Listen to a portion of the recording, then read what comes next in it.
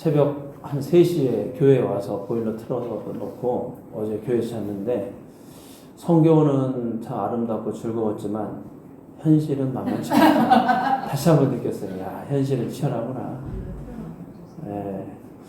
그래서 우리가 예수님을 믿는다는 게 여러분 참 그 현실 따로 예수님 따로가 아니고 치열한 현실 가운데 예수님을 믿는 거예요. 사실은 평안한 때도 있는 것 같지만 여러분 우리의 삶이 고단할 때도 있고 곤란할 때도 있고 어려움 만날 때도 있는데 믿음이라는 것은 기쁠 때나 슬플 때나 어려울 때나 곤란할 때나 예수님 붙잡고 사는 것이 믿음인 줄로 믿습니다. 오늘 요한복음 11장 말씀을 보면 나사로가 죽었어요. 근데 이 나사로의 누이들 마르다와 마리아는 예수님을 잘 섬기고 예수님을 잘 봉양했던 그런 여인들이었습니다. 그런데 그 오라비가 병들어서 죽게 되었던 것이죠. 예수님께서 그 소식을 듣고 바로 가시지 않고 하나님의 영광을 드러내기 위해서 며칠을 머물다가 이제 나사로의 집으로 갔는데 오늘 11장 17절 말씀을 보니까 나사로가 이미 무덤에 들어가서 나흘이 지났다는 것입니다.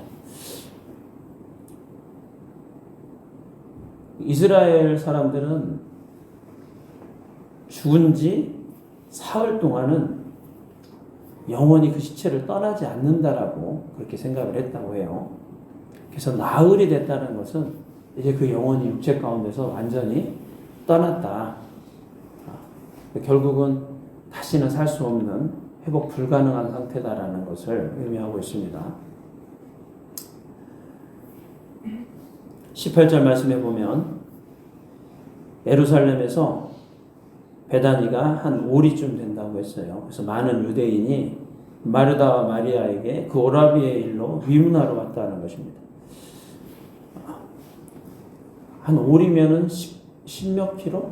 4킬로? 4킬로 좀 넘죠? 2킬로? 2킬로 정도 되죠? 2킬로 정도 되죠? 그래서 2, 3킬로 정도 되는 거리인데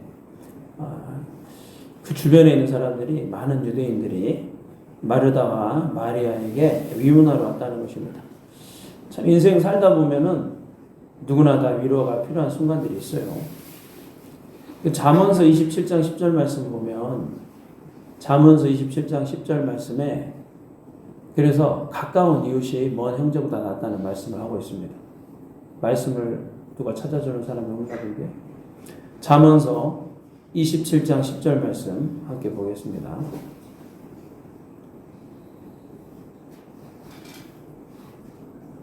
내 친구와 내 아비의 친구를 버리지 말며 내 환난 날에 형제의 집에 들어가지 말지어다. 가까운 이웃이 먼 형제보다 나으니라. 그래서 예수님께서 또 우리에게 승천하시면서 그냥 가신 게 아니라 보혜사 성령님을 보내주시고 가셨잖아요. 이 보혜사라는 의미가 있는데 보혜사라는 단어가 위로자라는 의미가 있어요. 그래서 이 보혜사는 성령님을 의미하는데 성령님께서도 우리를 위로해 주시고 도와주시는 분입니다. 그래서 이 하나님께서 우리 사람들을 위로할 때 보면 위로하시는 방법을 보면 여러 가지 방법을 통해서 위로하셔요. 하나님께서 위로하시는데 특별히 하나님께서 사람을 통해서 하나님의 위로를 나타내는 경우가 많습니다. 고린도후서 7장 6절 말씀 보면 고린도후서 7장 6절로 7절 말씀 보겠습니다. 그러나 낙심한 자들을 위로하시는 하나님이 디도가 옴으로 우리를 위로하였으니 그가 온 것뿐 아니요 오직 그가 너희에게 받은 그 위로로 위로하고 너희의 사모함과 애통함과 나를 위하여 열심히 있는 것을 우리에게 보고 함으로 나를 더욱 기쁘게 하였느니라. 이번에 우리가 선교 갔지만 그곳에는 정말 위로가 많이 필요한 사람들이 있더라고요. 가서 보니까 한 2-3평도 안 되는 그 집에 화장실, 침대 다 있어요. 그곳에서 가족들이 사는데 되게 보니까 이제 그 남편 없는 집이 많아요. 남편들, 그러니까 그 애들이 어린데 보니까는 엄마가 한 16살. 이건 이제 애 낳으면은 책임지기 싫으니까 도망가 버리고. 그래서 그런 가정들이 많고. 그래서 참 이 사람들에게는 위로가 많이 필요하겠다. 그런 생각이 들었는데, 선교지에 이렇게 단기 선교팀들이 가면 많은 위로를 받는 것 같아요. 가서 우리가 안아주고, 또 특별히 여러분 태호하고 두윤이가 인싸가 될 정도면은 대단한 인기가 있었거든요. 태호 두윤이를 제가 무시하는 게 아니라 거기 가면은 기본적으로 요즘 그 코리아 한국에 대한 그 이미지가 너무 좋아가지고 한국 사람을 굉장히 이렇게 선망의 대상으로 본다는 거예요. 그런 분들이 와가지고 안아주기만 해도 손 잡아주고 인사해주는 것만으로도 그 사람들한테는 굉장히 큰 위로가 되는 모양이에요. 그래서 하나님께서 이렇게 하나님의 사람들을 통해서 사람들을 위로하길 원하시고 기쁨을 주기를 원하시는데, 특별히 정말 위로가 필요한 사람들 있잖아요. 절망 가운데 있는 사람들, 소망 없는 사람들에게 우리가 위로자가 돼야 될 줄로 믿습니다.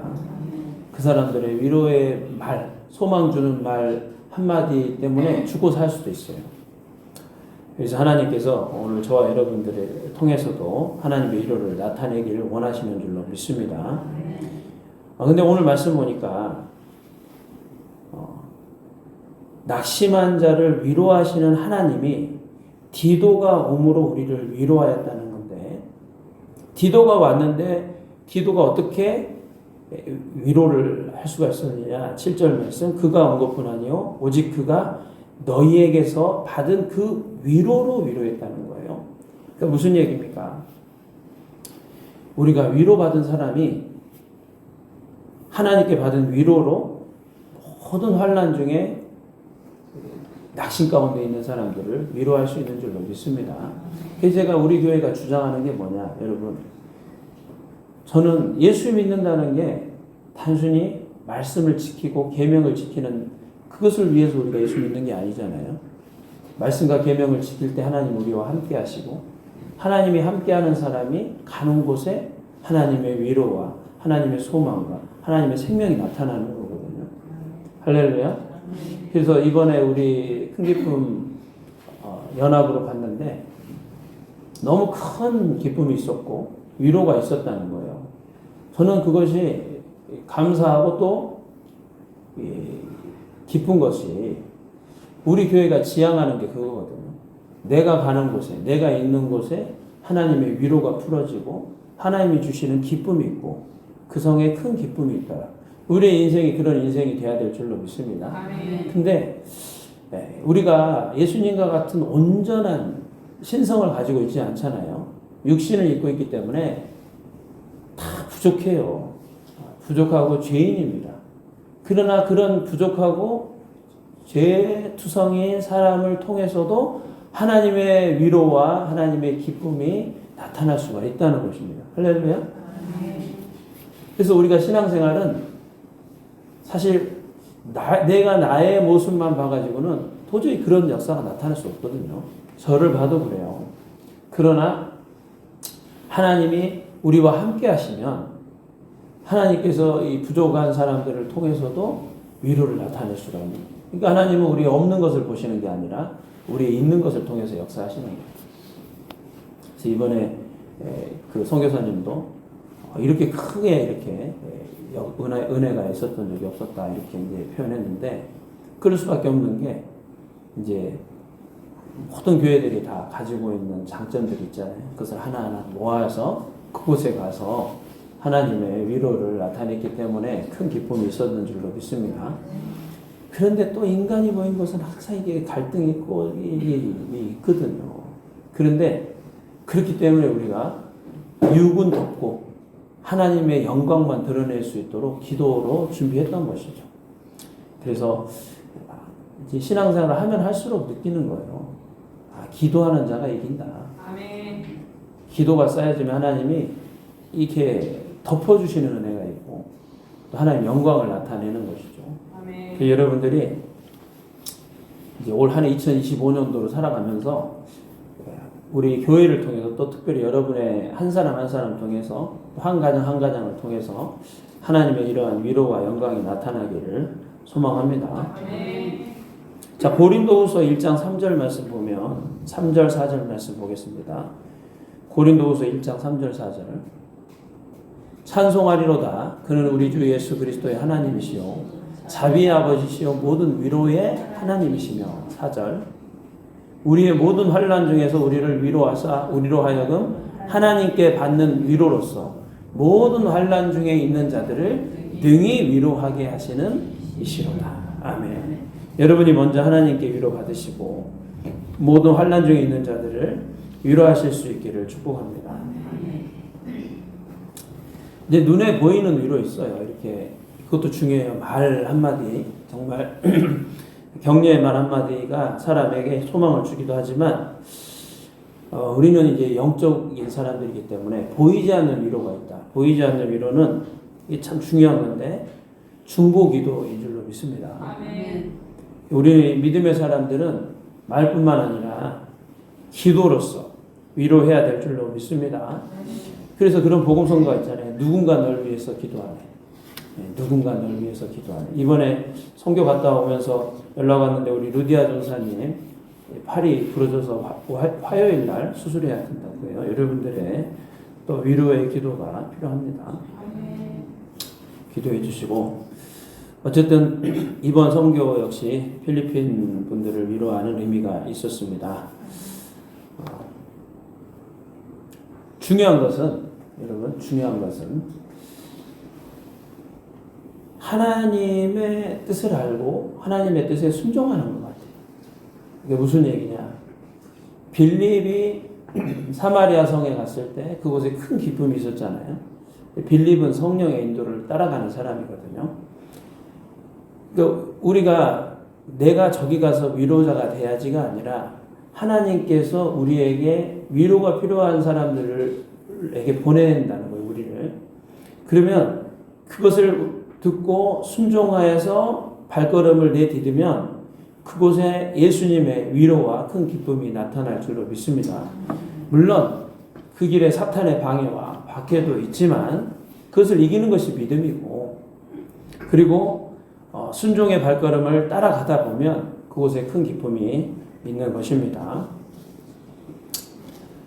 자, 그래서 오늘 이 마르다와 마리아를 위해서 유대인들이 많이 위로해 주러 왔는데 오늘 요한복음 말씀이 우리에게 주시고자 하는 말씀은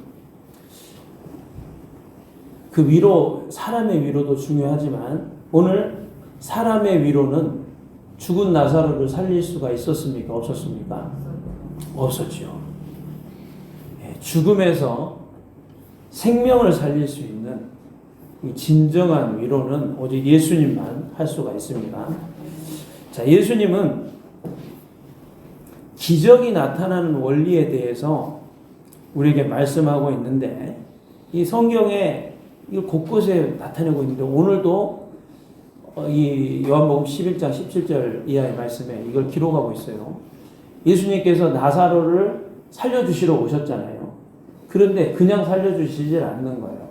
이 마르다의 고백을 통해서 믿음의 고백이 나오도록 예수님께서 마르다에게 믿음의 고백을 할 수 있도록 하신 이후에 그 다음에 예수님께서 나사로를 살려주시거든요.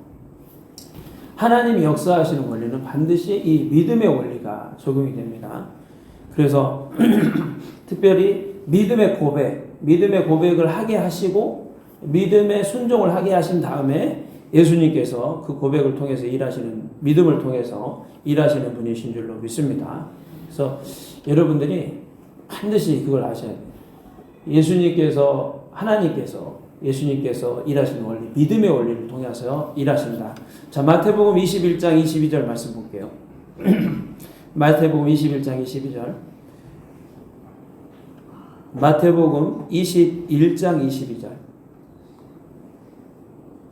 자, 너희가 기도할 때에 무엇이든지 믿고 구하는 것은 다 받는다고 했어요. 마가복음 11장 24절에서는 이 말씀을 이렇게 표현하고 있습니다. 마가복음 11장 24절. 그러므로 내가 너희에게 말하노니 무엇이든지 기도하고 구하는 것은 받은 줄로 믿으라. 그리하면 너희에게 그대로 되리라 그랬죠. 그래서 이 기도할 때 원리 중에 아주 중요한 원리, 믿음의 원리거든요. 근데 그 믿음은 어떤 믿음이다? 내가 구한 것을 이미 받은 것으로, 하나님이 이미 주신 것으로 믿는 믿음이라는 것이죠. 자, 야고보서 1장 6절 말씀에서는 야고보서 1장 6절 말씀에서 오직 믿음으로 구하고 조금도 의심하지 말라고 했어요. 의심하지 말고 믿을 때 하나님께서 주신다는 겁니다. 7절 말씀 보면 이런 사람, 믿음으로 구하지 않고 의심하는 사람은 죽기 얻기를 생각하지 말라고 말씀하고 있습니다. 자, 오늘 요한복음 11장 21절 말씀 보면 마르다의 믿음이 있거든요. 오늘 마르다의 믿음을 보겠습니다. 마르다가 이르되 마지막 날 부활 때에는 다시 살아날 줄 내가 아나이다. 그 앞절 한번 볼게요. 예수님이 이렇게 물어보는 거예요. 내 오라비가 다시 살아날 것이다. 이렇게 얘기를 했을 때 24절에 마르다가 믿음의 고백을 해요.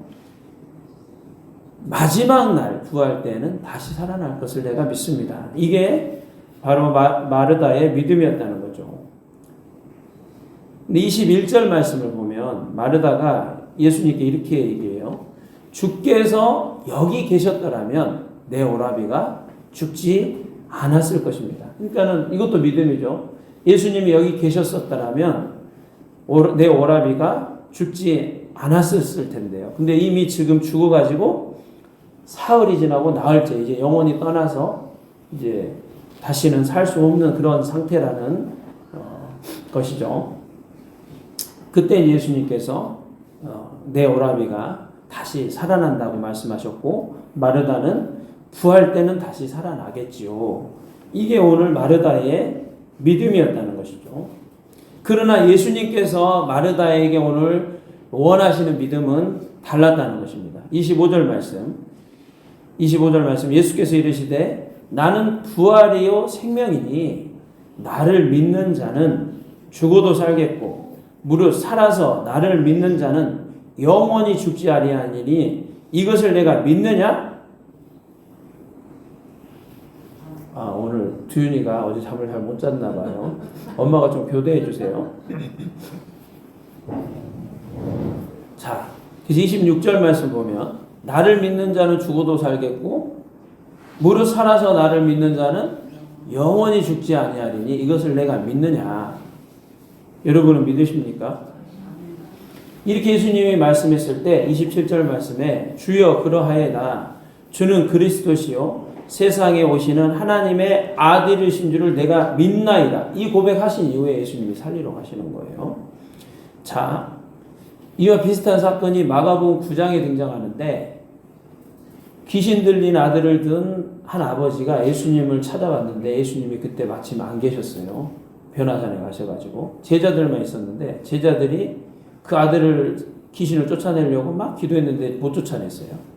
나중에 예수님이 오셔가지고 막 책망하시면서 그 아버지한테 이제 그 아들을 치료해 주시는 장면인데 9장 22절 말씀 마가복음 9장 22절 아버지가 그 아들의 상태에 대해서 얘기하죠.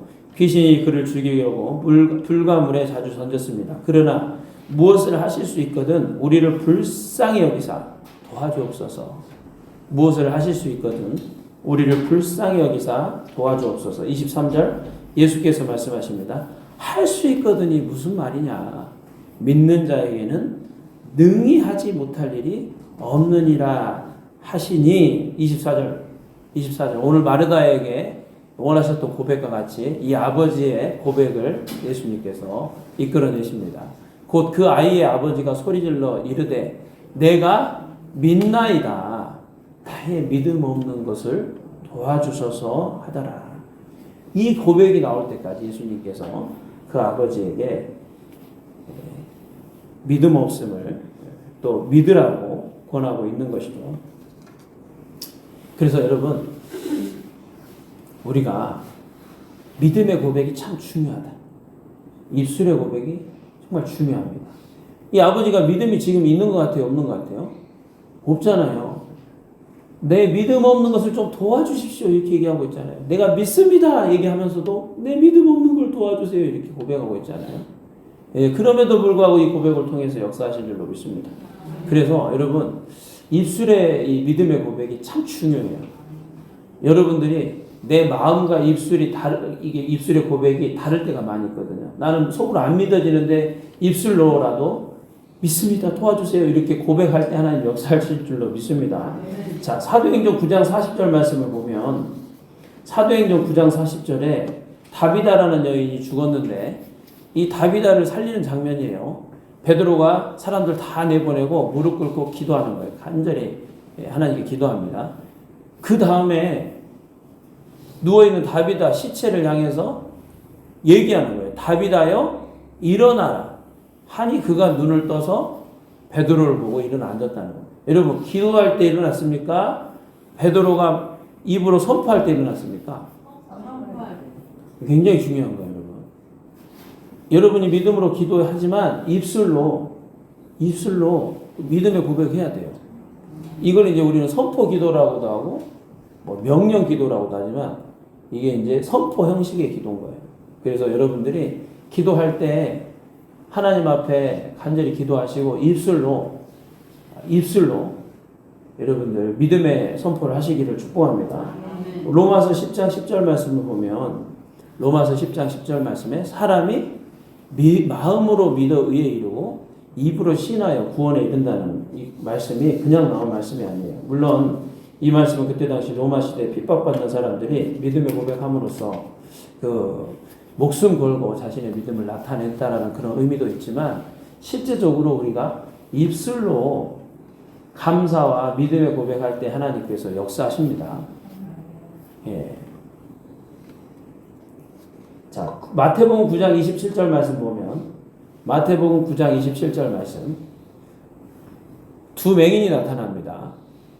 이 두 맹인이 예수님을 따라가면서 소리 지르면서 다윗의 자손이여 우리 불쌍히 여기소서라고 고백하면서 소리 지를 때 예수님께서 28절 예수께서 집에 들어가시매 맹인들이 그에게 나아오늘 예수께서 이르시되 내가 능히 이 일을 할 줄 믿느냐 대답하되 주여 그러하이다 하니 이에 예수께서 그들의 눈을 만지시며 이르시되 너희 믿음대로 되라. 예수님은 항상 뭔가를 하기 전에 그 사람의 믿음을 이끌어내는 거예요. 여러분들이 하나님 앞에 기도하잖아요. 그러면 기도하면 하나님이 응답해 주실 때 믿음의 고백이나 믿음의 행위를 이끌어내요. 이게 굉장히 중요합니다. 성령이 감동을 그때 주는 거예요. 딱 감동 주는 거예요. 그래서 여러분들에게 오늘 이 말씀을 통해서 하나님께서 말씀하고 있습니다. 이 믿음의 고백을 통해서 하나님이 일하신다. 할렐루야. 자, 마태복음 21장 21절 22절 말씀 보겠습니다. 마태복음 21장 21절 22절 예수께서 대답하여 이르시되 내가 진실로 너희에게 이르노니 만일 너희가 믿음이 있고 의심하지 아니하면 이 무화과 나무에게 된 이런 일만 할 뿐 아니라 이 산더러 들려 바다에 던지어라 하여도 될 것이요. 22절 너희가 기도할 때 무엇이든지 믿고 구하는 것은 다 받으리라 하십니다. 할렐루야. 그래서 여러분들이 기도하시고 믿음으로 선포하실 때 하나님께서 역사하실 줄로 믿습니다. 자, 보세요. 누가복음 5장 17절 말씀을 보면 누가복음 5장 17절 말씀에 혈루증 12회를 혈루증 앓았던 여인이 있거든요. 5장 17절은 아니고 5장 17절에 어떤 말씀이 나오냐면 하루는 가르치실 때 갈릴리의 각 마을과 유대와 예루살렘에서 온 바리새인과 율법교사들이 함께 앉아 있었는데 병을 고치는 주의 능력이 예수와 함께 하셨어요. 이 병을 고치는 주의 능력은 바로 아버지 하나님의 능력이죠. 병을 고치는 능력이 예수님과 함께 하셨어요. 예수님에게는 항상 이 병을 고치는 하나님의 능력이 함께 하시는 줄로 믿습니다. 그런데 이 능력이 실제화가 되는 것은 믿음이에요. 자, 이제 혈루증 여인을 볼게요. 누가복음 8장 43절 말씀 보면 누가복음 8장 43절에 12의 혈루증 앓는 여인이 아무에게도 고침을 받지 못하다가 44절 예수의 뒤로 와서 그 옷가에 손을 댔다는 거예요. 근데 혈루증이 즉시 그쳤다는 겁니다. 예수님께서 내게 손댄 자가 누구냐고 이렇게 물어볼 때 다 아니라고 사람들이 밀지 않습니까? 그러니까 46절에 예수께서 이르시되 내게 손을 댄 자가 있도다. 이는 내게서 능력이 나간 줄을 알미로다. 자, 보세요. 병을 고치는 주의 능력이 예수님과 함께하고 있어요. 근데 예수님도 모르는 사이에 어떤 믿음을 가졌던 한 여인이 예수님의 옷자락을 만졌어요. 내가 이 옷자락만 만져도 병이 낫겠다. 어느 누구에게도 고침받지 못했던 그 여인이 옷자락만 만져도 내가 낫겠다 하는 그 믿음으로 붙잡았을 때 예수님도 모르는데 그 능력이 흘러가 버린 거예요. 할렐루야. 이게 하나님의 역사하는 원리라는 거예요. 그래서 자꾸 믿으라는 거예요. 그 믿음으로 구원하는 거예요. 자, 마가복음 5장 29절 말씀에는 마가복음 5장 29절 말씀 보면 이 사건을 이렇게 기록하고 있는데 그의 혈루 근원이 곧 마름에 병이 나온 줄을 몸에 깨달아 버려요. 그거는 믿음으로 만졌죠. 예수님은 병을 고치는 능력이 자기에서 나간 걸 알았죠. 이 여인은 그 능력이 자기를 순식간에 딱 치료했다는 것을 몸으로 깨달아 버렸다. 이게 하나님의 일하는 방식입니다. 할렐루야. 자, 그래서 하나님은 우리의 기도를 통해서 일하시지만 그 기도를 통해서 결국은 기도를 통해서 일하시는데 믿음을 사용해서 일하신다. 할렐루야. 마태복음 9장 18절 말씀을 보면 마태복음 9장 18절 자, 두 가지 믿음이 나옵니다. 예수께서 말씀하실 때에 한 관리가 와서 절하여 이르되 내 딸이 방금 죽었사오니 나오나 오셔서 그 몸에 손을 얹어 주옵소서. 그러면 낫겠습니다. 이것도 믿음이죠. 그 손 얹어주면 나을 것 같아요. 그래서 예수님께서 19절 말씀에 일어나서 따라갔다는 거예요. 왜? 그 믿음대로 행하시는 거죠. 그 과정에 오늘 혈루증 여인을 만난 거예요. 그러니까는 이 딸이 죽게 됐는데 와가지고 안수만 해주면 낫겠습니다.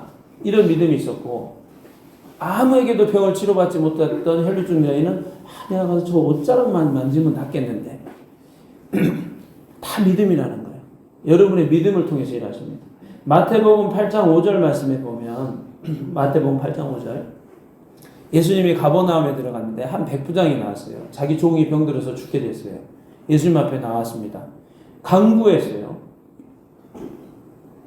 주여 내 하인이 중풍병으로 집에 누워 몹시 괴로워합니다.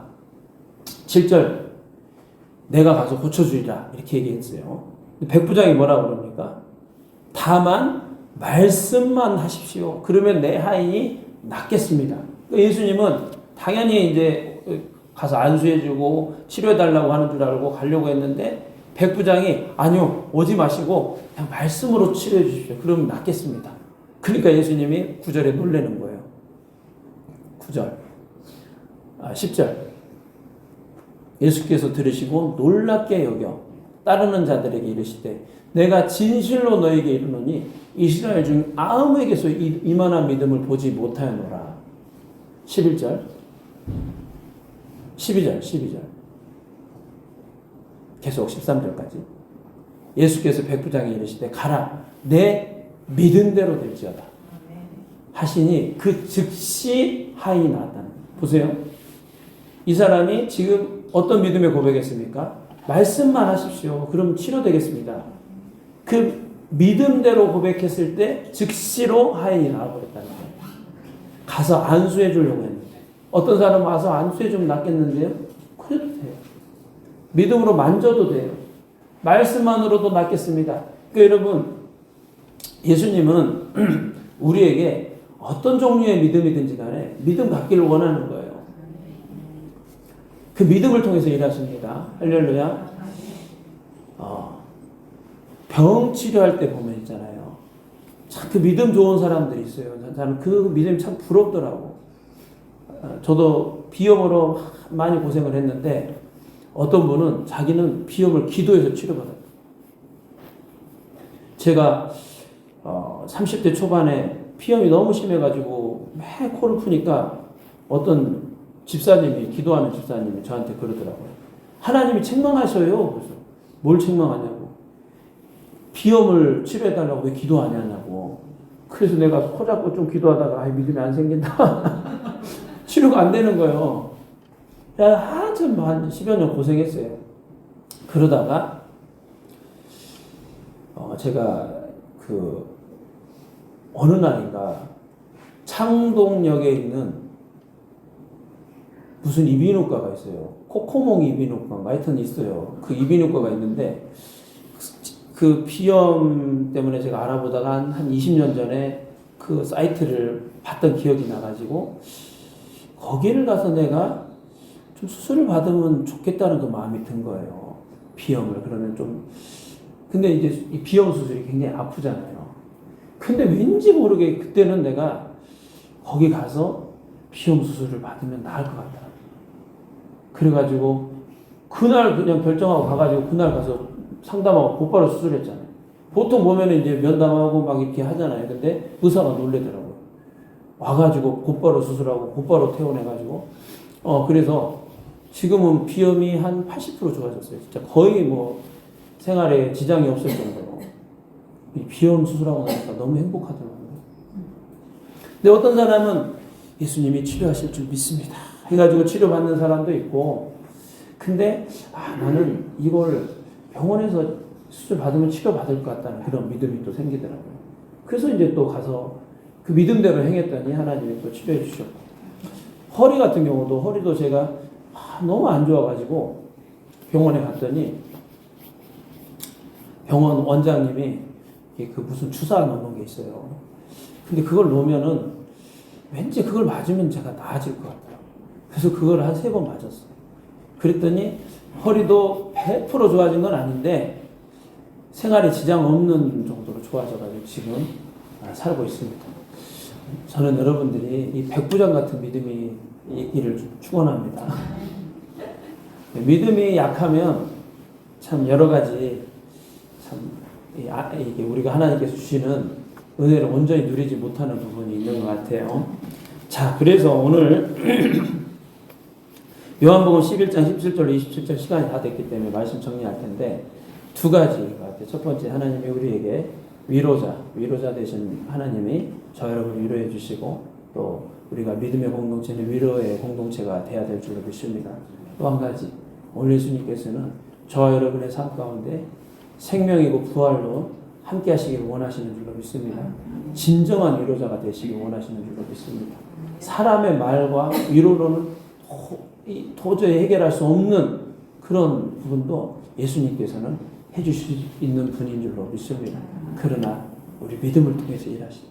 여러분들이 믿음 갖기를 원하시는 줄로 믿습니다.